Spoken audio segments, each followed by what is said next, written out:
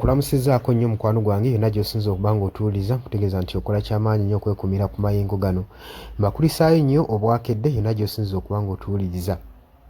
Committee board yavuddeyo n'ewa ekiragiro ng'ekomandinga Deputy Defensive Minister asooke outlining aleete lisiti ya UPDF uniforms zonna eza UPDF ezireete ku lisiti ezambike eri akakiiko.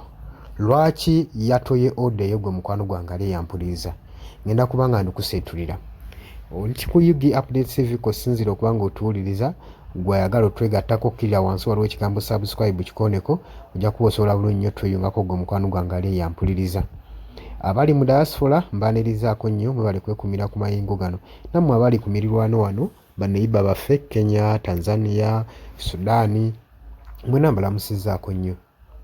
Tujjukira bulungi nnyo wiiki ewedde nga Parliamentary Committee Board yatuula okusobola okulaba baali baagala kulaba nga balisa etteeka ery'okwamendinga ebya military forces eby'embalirira by'ensimbi gwe mukwano gwange ali eyampuliriza. Naye mu kino Parliament mwe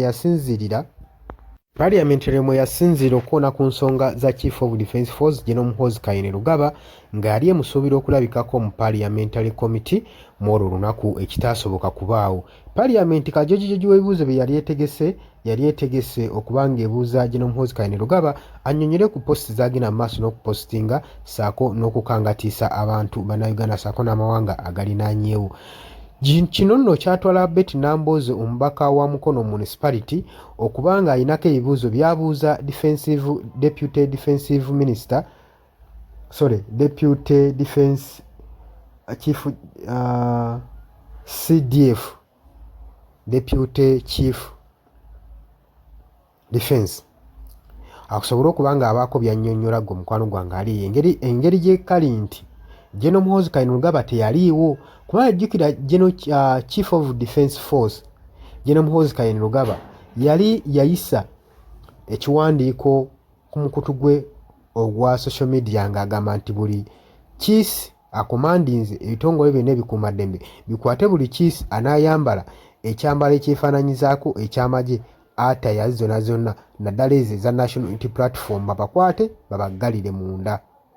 Kaakati Betty Nambooze omubaka wa Mukono Municipality yasinziirira okwekyo n'asobola okuba nga abuuza akajojijoji w'ebibuuzo ku Deputy CDF eyali akiikiridde General Muhoozi Kainerugaba okumubuuza nti ng'ayagala chairman wa Committee Board Wilson Kagweje asobole okuba nga akkiriza akomandinge Lieutenant General Okiding alistinge lisiti eya uniform eziri mu ggye ekkulu erya UPDF eziteekeddwa okwambalwa. Lwaki yabuuza kyo? Yabuuza nti mu lisiti zonna ze baatuwa tetwalabamu overall list emmyufu gye beekwasa ennyo ate nga yekkala ey'ekibiina kyaffe gye bambala. Ne basaba nti nno Deputy Chief of Defence asobole okuba nga alistinga lisiti y'ebyambalo ne colours bye bateekeddwa okuba nga bambala mu kitongole ekya UPDF basobole okwawula eya overall eya National Unity Platform kweyo eyaabwe gwe mukwano gwange ali eyo, kubanga Betty Nambooze agamba abaana abawagizi basusse okukwatibwa enkya n'eggulo nga batwalibwa mu makomera basibwa batwalibwa mu jjairo olw'ensonga ezitaliimu nti olw'okuba bambadde kkala efaanaganako eya UPDF. Twagala deputy atuwe lisiti y'ebyambalo bya UPDF bye bambala tusobole okwawulamu ekya National Unity Platform n'ebyo eby'amagye ng'omukwano gwange ali eyampuliriza. Era kati ekitongole ekya UPDF naddala mu Defensive Ministry kiri mu kasatiro kubanga banoonya engoye ezifaanagana, banoonya ebyambalo ebifaanagana ebya National Unity Platform tebannaba kubanga babifuna gwe mukwano gwange ali eyampuliriza. yampuliriza. Kutegeeza nti nno obadde muwuliza mulungi era obadde ku Yugi Updates TV nga kw'osinzira okuba ng'otuwuliriza.